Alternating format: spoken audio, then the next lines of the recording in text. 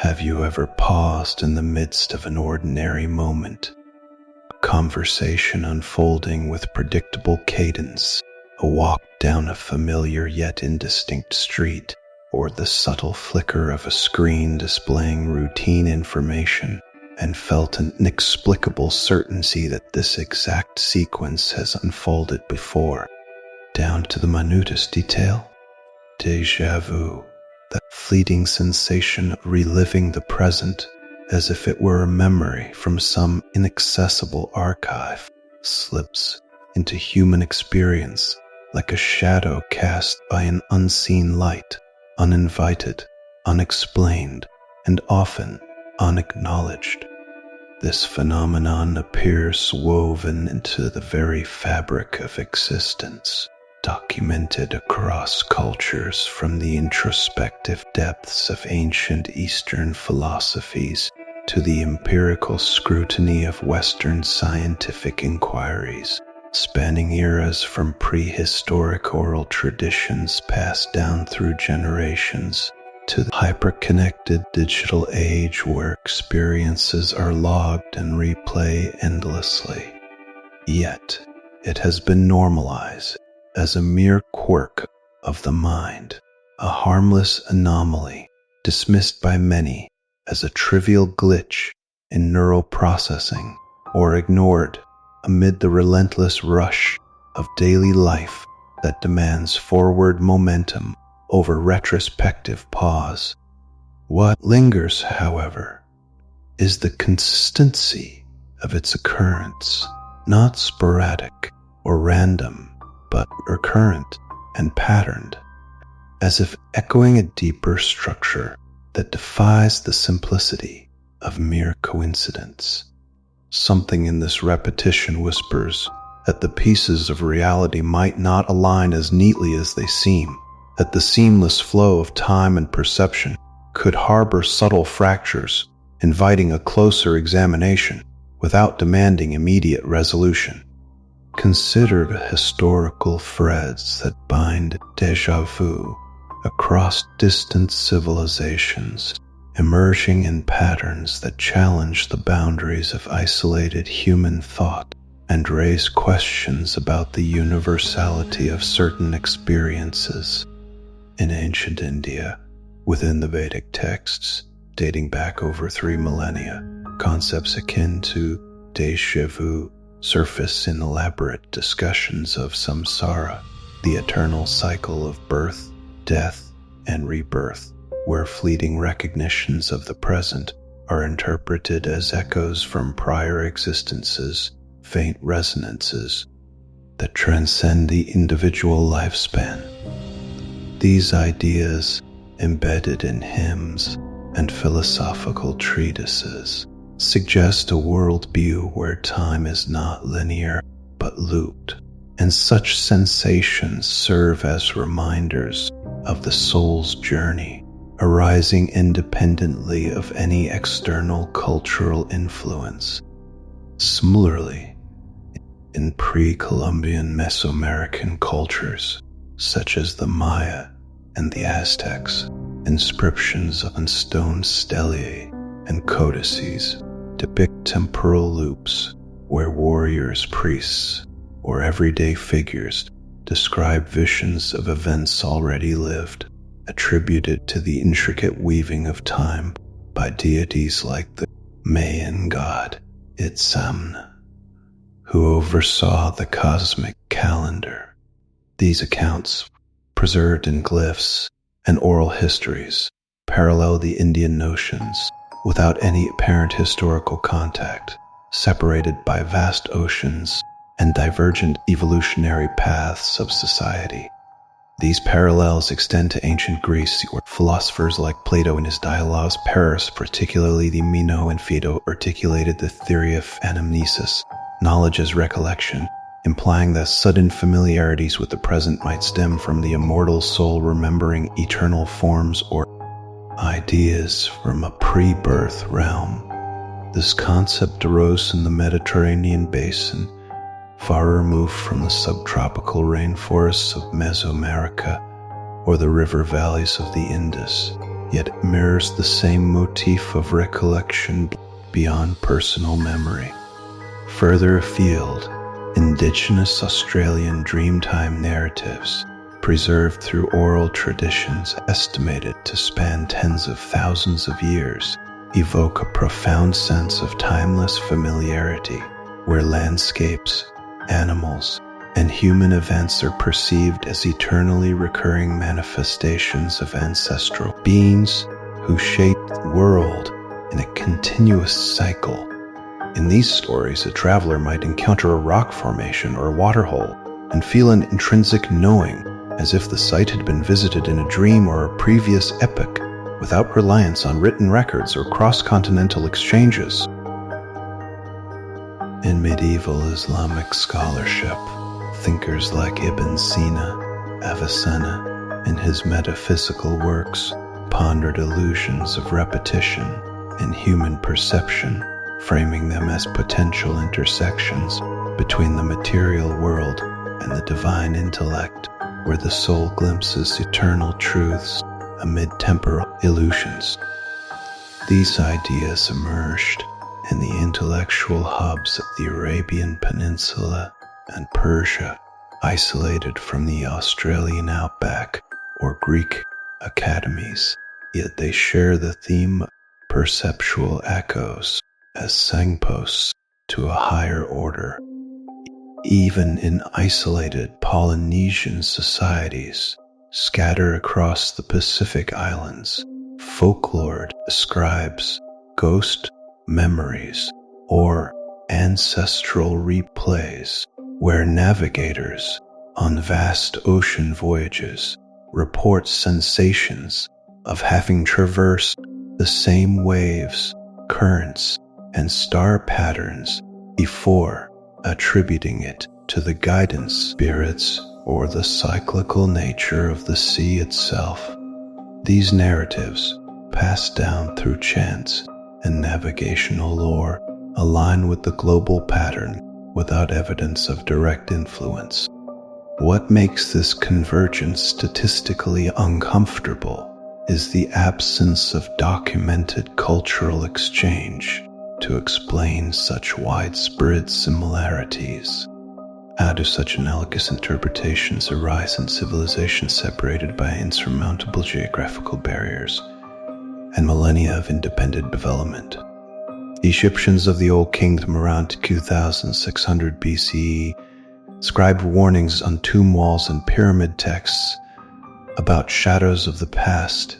intruding upon the living, evoking protective rituals against what modern terms might label as Déjà Vu, rituals involving amulets and incantations to maintain the boundary between life and the afterlife. Meanwhile, in ancient China, during the Zhou dynasty, Taoist texts like the Zhuangzi allude to mirrored moments as signs of harmony or potential discord with the Tao, the underlying flowing order of the universe, where repetition signals alignment with natural cycles.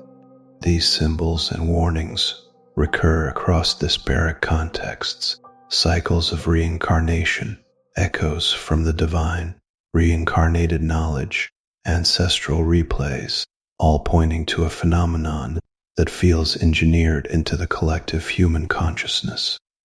not as irrefutable proof of some hidden hand or cosmic conspiracy, but as a coincidence too precise and pervasive to dismiss outright. These historical patterns invite contemplation of whether Déjà Vu represents merely a byproduct of evolutionary neurology, a random firing of synapses, or a marker, something more systemic, perhaps an inherent feature of how consciousness interfaces with time. In sub-Saharan African traditions, among the Yoruba or Dogon peoples, myths speak of time folds, where the present overlaps with the ancestral past, experienced as sudden recognitions during rituals or daily labors, adding another layer to this global tapestry.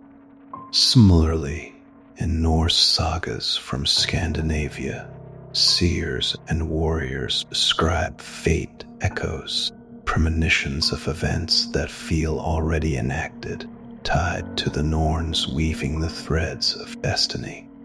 The sheer volume of these independent emergences, spanning every continent and major cultural epoch, builds a case not for certainty, but for an uncomfortable alignment that suggests déjà vu might be less an aberration and more a fundamental aspect of human perception embedded in the stories we tell. To make sense of the world, shifting to the architectures of the modern world, one observes how contemporary systems, encompassing technology, media, economy, architecture, and broader social frameworks, seem to amplify these perceptual echoes, reinforcing the sensation in ways that blur the demarcation between accidental occurrence and intentional design. In the realm of digital technology, algorithms that power social media platforms, search engines, and recommendation systems curate content with uncanny precision, feeding users repetitive patterns of images, videos, narratives, and interactions that mimic the essence of familiarity. A simple scroll through a personalized feed might present subtle variations on the same theme,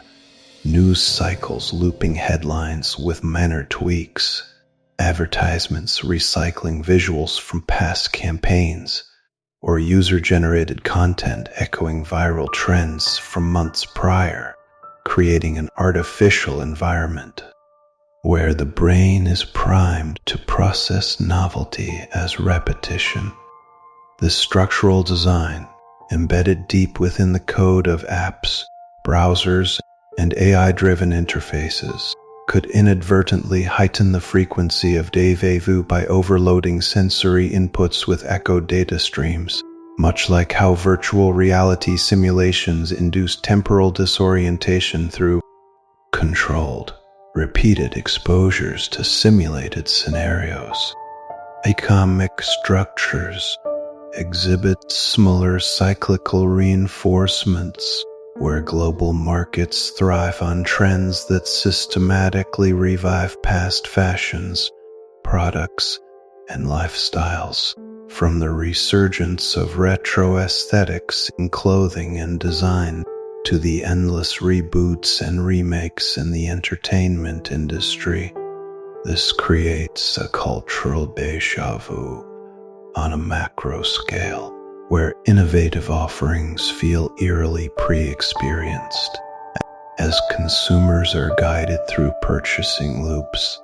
that echo previous economic booms and busts. Architecture contributes in subtler yet pervasive ways, with the globalization of design leading to standardized forms, identical airport terminals replicated across continents, chain retail stores with uniform layouts, or urban grids that mirror one another in cities thousands of miles apart, generating spatial familiarity even in ostensibly unfamiliar locales, as if the built environment itself is programmed to evoke recognition. Media,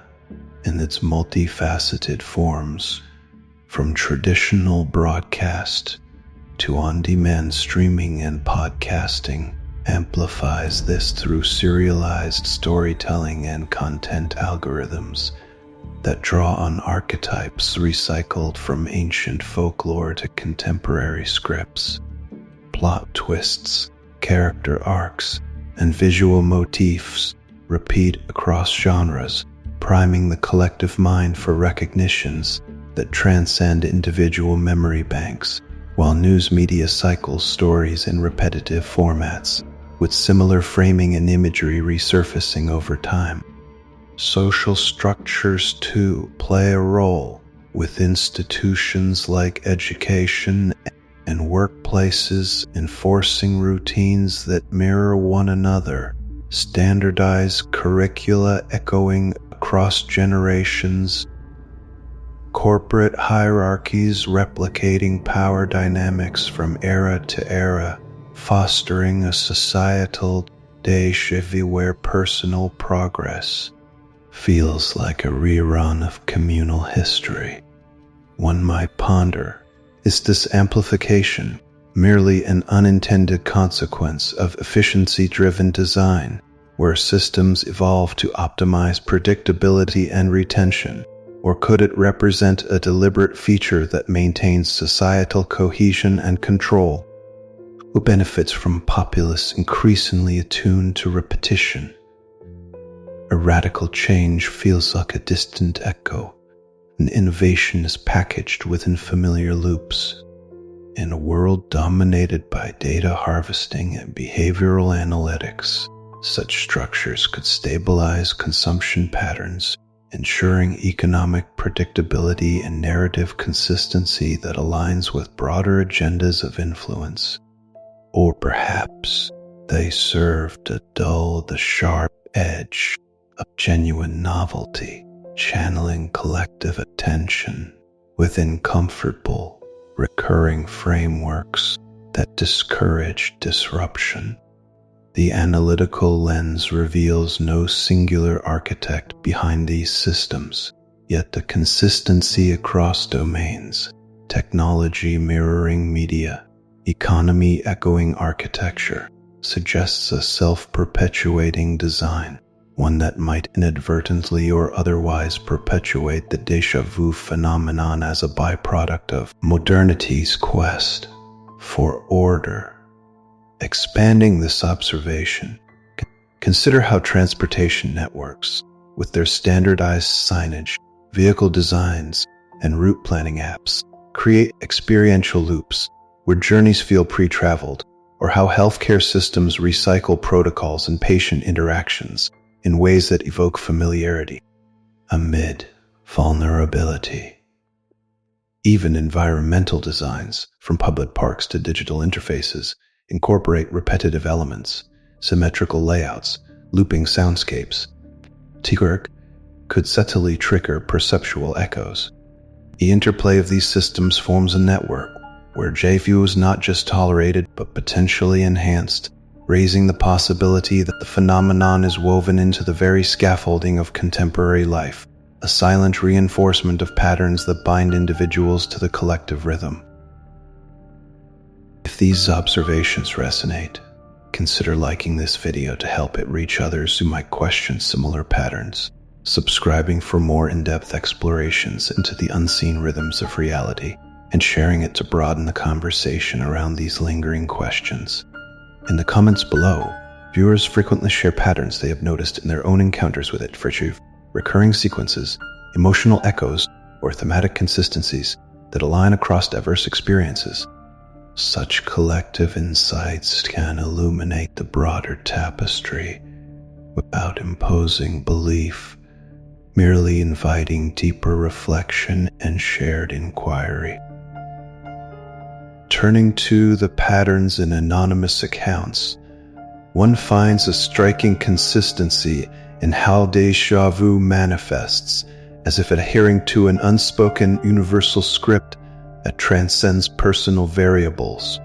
Reports from various undocumented sources describe a sudden, unprovoked onset, a mundane scene, a casual cafe conversation with overlapping voices, a turn at a street corner under shifting sunlight, or an interaction with a digital interface displaying familiar icons abruptly overlaid with an intense, visceral familiarity, as though the moment has been scripted, rehearsed, and archived in some hidden repository of the mind.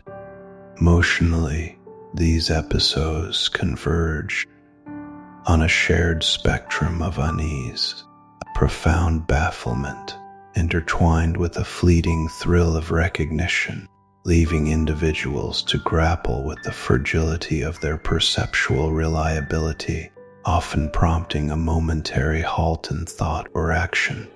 One such account details entering a nondescript room and instantaneously knowing the exact placement of objects, from the tilt of a lampshade to the angle of sunlight filtering through a window. Despite it being an unequivocal first visit, the after effect manifested as a lingering doubt about linearity of time, subtly influencing subsequent decisions and daily routines without overt disruption. Repeated sequences emerge prominently across these testimonies. The sensation frequently strikes during transitional phases, crossing thresholds into new spaces, initiating dialogues with acquaintances, or shifting focus between tasks, followed by a rapid, instinctive mental scan for any prior exposure, which invariably yields no concrete match, amplifying the mystery. Common after effects include a transient heightening of sensory awareness, where colors appear more vivid, sounds more resonant, or textures more tangible for brief intervals, coupled with a subtle disorientation that dissipates gradually but deposits a residue of skepticism toward what is deemed normal experience. Another narrative recounts navigating an unfamiliar road by vehicle, where every curve, landmark, and even the play of shadows on the pavement felt pre-mapped in the subconscious, evoking not outright fear, but a quiet, introspective conviction that reality might operate in layers or simulations. Immediate reaction involved a deliberate pause to absorb the echo, before resuming the journey with an altered attentiveness to surroundings. These patterns persist in professional contexts as well. During meetings or collaborative sessions, dialogue unfolds with phrases and intonations that feel verbatim from an unremembered precedent, stirring emotional parallels of anticipation blended with a sense of resignation, as if the outcome is foreordained. After effects in such scenarios often lead to informal documentation, mental notes, quick jottings, or reflective pauses, as attempts to anchor the present against potential future intrusions, highlighting a proactive response embedded in the experience. In social interactions, déjà vu often synchronizes with specific cues like prolonged eye contact, familiar gestures, or tonal shifts in conversation, repeating in testimonies as a freeze-frame moment where temporal flow seems to stall, succeeded by a swift return to normalcy that feels somewhat contrived or accelerated. The emotional core across these accounts remains remarkably uniform, not escalating to panic or alarm, but a profound, lingering curiosity laced with an undercurrent of discomfort, as if the veil separating the ordinary from the extraordinary has momentarily thinned, revealing glimpses of underlying mechanisms. Treating these testimonies as primary evidence, one notes the conspicuous absence of embellishment or dramatization. Instead, they offer sober, methodical recountings that underscore the phenomenon's reliability and predictability, suggesting that déjà vu operates on a shared substrate of human wiring, impervious to individual differences in background, age, or circumstance. Further patterns reveal themselves in recreation or solitary settings. While reading a book or viewing media, a passage or scene triggers an echo of having encountered it before, despite objective novelty, leading to after effects like rewinding or rereading in search of confirmation. Emotional similarities persist, a blend of wonder and wariness, while sequences often involve sensory overlaps, such as a specific scent or sound coinciding with a visual trigger. In aggregate, these anonymous reports form a coherent dataset where the repetition of elements, onset or transitions, emotional duality, sensory enhancement and aftermath points to a structured phenomenon rather than chaotic anomaly, inviting consideration of its role in human cognition. What if these perceptual echoes hint at a reality more recursive and layered than conventional models allow, where time, memory, and experience intersect in unforeseen configurations? The possibility remains open, an invitation to ponder whether established accounts capture only surface fragments of a vaster, more intricate structure lurking beneath observable phenomena. To ignore such patterns is, in itself, a deliberate selection, one that prioritizes the solace of the unexplained over the subtle unease of persistent inquiry. Perhaps the true invitation lies in observing the world with renewed, unflinching attentiveness, noting where the familiar intrudes unbidden into the novel, and wondering what such moments might quietly reveal about the unseen rhythms that orchestrate the dance of perception and reality.